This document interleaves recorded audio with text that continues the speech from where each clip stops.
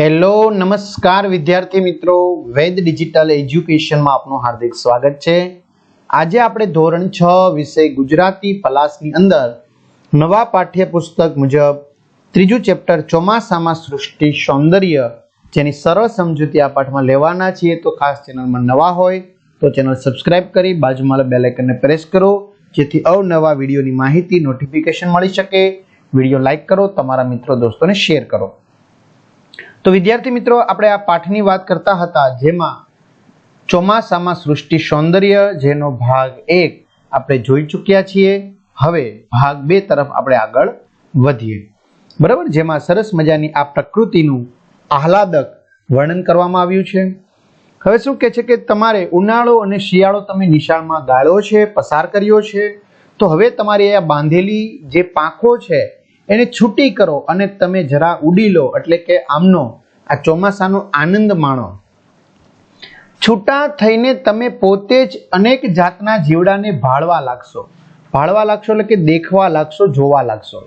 શું કે છે, તમે નિશાળેથી છૂટી જશો, બરાબર, કદાચ વરસાદ વરસતો હોય, આ દરમિયાન જો તમે નિશાળની અંદર હોય અને વધુ વરસાદ વરસે તો તમને છોડી દેવામાં આવતા હોય છે, તો છૂટા થઈને તમે પોતે જ, તમે જાતે જ અનેક જાતના, અનેક પ્રકારના, અનેક જાતિના જીવડાને, જીવજંતુઓને ભાળવા લાગશો, જોવા લાગશો। ઇન્દ્રગોપ જીવડાને શોધી શોધીને એકઠા કરશો। હવે ઇન્દ્રગોપ એટલે કયું જીવડું વિદ્યાર્થી મિત્રો? તો ઇન્દ્રગોપ એટલે ગોકળ ગાય। કોણ? ગોકળ ગાય। તો એવા જીવડાને શોધી શોધીને એકઠા કરશો, તમે ભેગા કરશો। એકઠા કરશો એટલે ભેગા કરશો। નવા અને નાના ઘાસ ને ફૂલો લાવી લાવીને મોટાને ભેટ ધરશો। શું કે છે? નવા જે વનસ્પતિના છોડ ઉગ્યા હોય તે, કે નાના નાના ઘાસ હોય એની ઉપર જે ફૂલો આવે એ ફૂલો લાવી લાવીને તમે મોટાને ભેટ ધરશો, બરાબર, મોટાને તમે આપશો। કોઈને સોગાત આપે એટલે આપણે ભેટ ધરશો એવું કહીશું।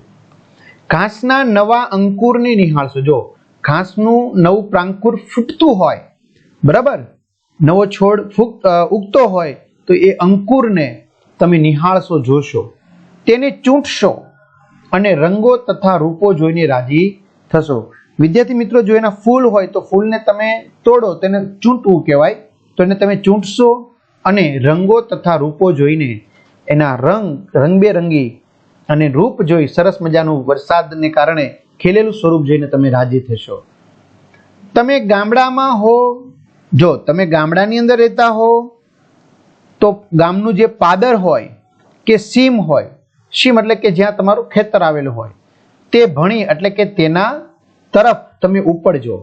જો તમે ગામડે રહેતા હોય તો ગામડાના પાદર તરફ જજો અથવા તો ખેતર તરફ જજો, એની ભણી એટલે કે તેના તરફ।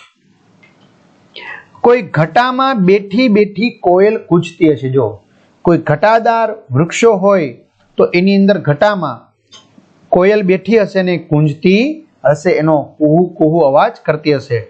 તમે જરાક શોધશો તો એને જોઈ શકશો, કારણ કે ઘટાદાર ઘનઘોર ઝાડ ઉપર બેઠી હશે એટલે ઝડપથી તમને કોયલ નહીં મળે, બરાબર, પણ જરાક તમે જોશો નિરાતે નિરખીને તો તમને કોયલને જોઈ શકશો।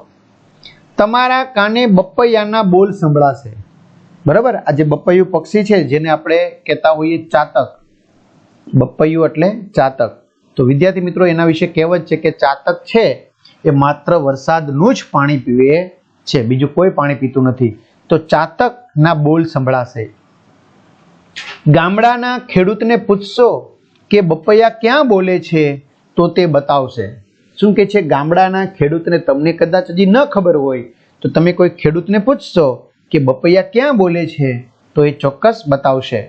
બપૈયો ભાગ્યે જ દેખાશે। જો બરાબર, બપૈયો છે એ આપણે સતત દેખાતો નથી, એ ભાગ્યે જ દેખાશે, પણ તેનો બોલ તો અવશ્ય સંભળાશે।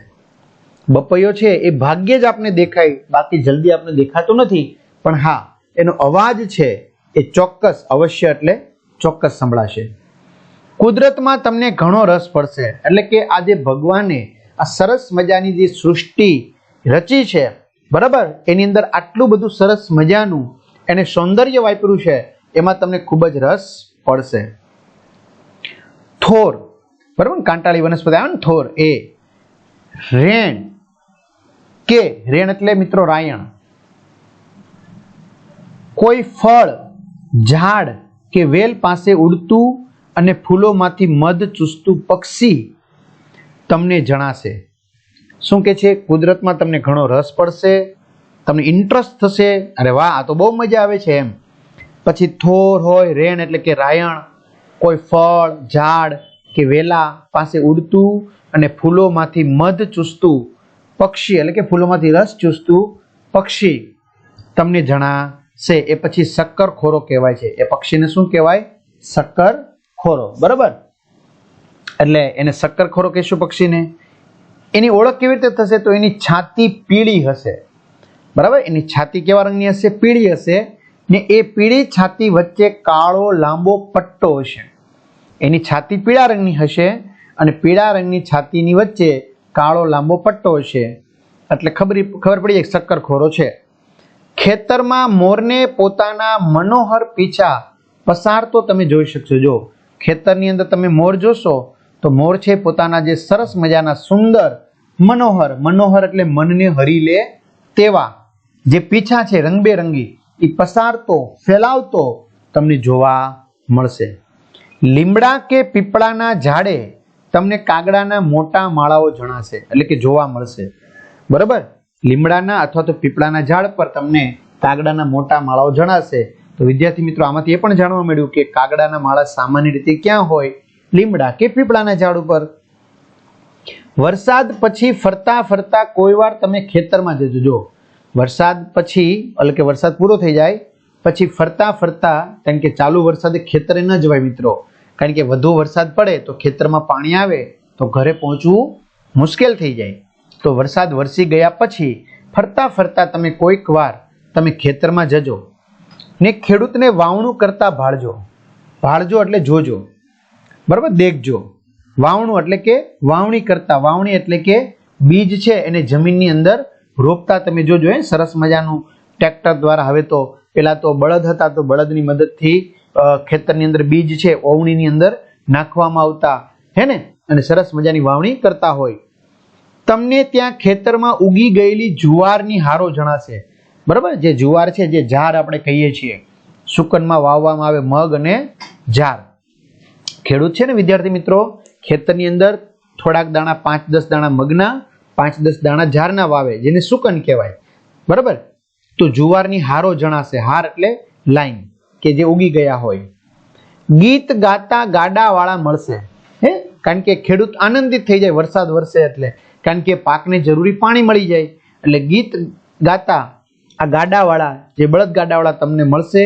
ને ઝાડની ઓથે ઊભા રહીને બે પાવાને એક સાથે લહેરથી વગાડતા ને સીમ ગુંજવતા લહેરી જુવાનિયાઓ દેખાશે. શું કહેશે?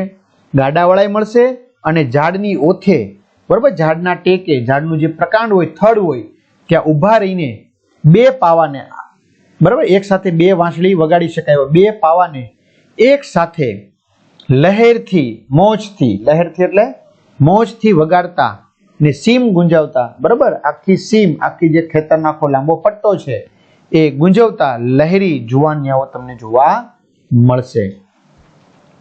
કોઈક વાર જ્યારે આકાશે ઇન્દ્રધનુષ ખેંચાયું હશે ત્યારે તો તમારો હર્ષ ક્યાંય સમાશે નહીં. શું કે છે?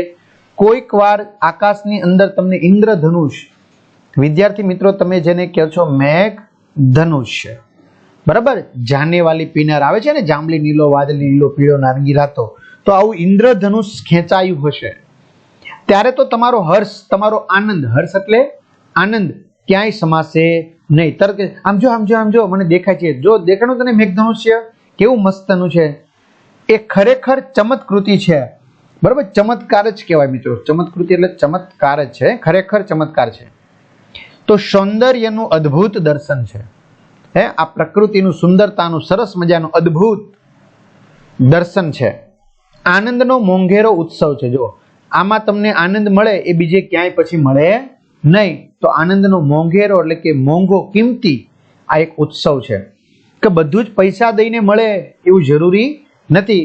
ઘણી વસ્તુ એવી છે વગર પૈસા દઈને પણ મળે. જેમ કે આપણે ચોમાસાની ઋતુની વર્ણન કર્યું, આની તમે મજા માણો તો તમને આનંદ જ આનંદ આવે, આવું પૈસા દઈને ન મળે. ધરાઈ ધરાઈને મેઘધનુષ્ય જોઈ લેજો. તમને મજા આવે ત્યાં સુધી મેઘધનુષ્ય જુઓ. અરે જોઈ જોઈને કૂદો. તમે મેઘધનુષ્ય જોઈને કૂદો, નાચો, બરાબર, રંગોની મિજલસ કરો. વિદ્યાર્થી મિત્રો, આ જે રંગો છે, બરાબર, જે મેઘધનુષ્યના મેં કીધા ને 7 અંગો, બરાબર, એની તમે મિજલસ કરો તથા અનેક અખતરાને અનુભવ કરો. તો એમ કે છે કે આ 7 રંગો જુઓ, એનો આનંદ ઉઠાવો, બરાબર. રંગોની જે તમારે એકબીજાની અંદર મિશ્ર કરો છો, તો એ રીતે મિશ્ર કરો, બરાબર, એના અખતરા કરો, એનો અનુભવ કરો. ચોમાસું આવ્યું છે, ચોમાસું આવ્યું છે ભાઈ, ચોમાસું આવી ગયું છે. હા, નિશાળના બારણા ખુલ્લા મૂકો ભાઈ, નિશાળમાંથી હવે બહાર નીકળો બાળકો, બારણા ખુલ્લા મૂકો.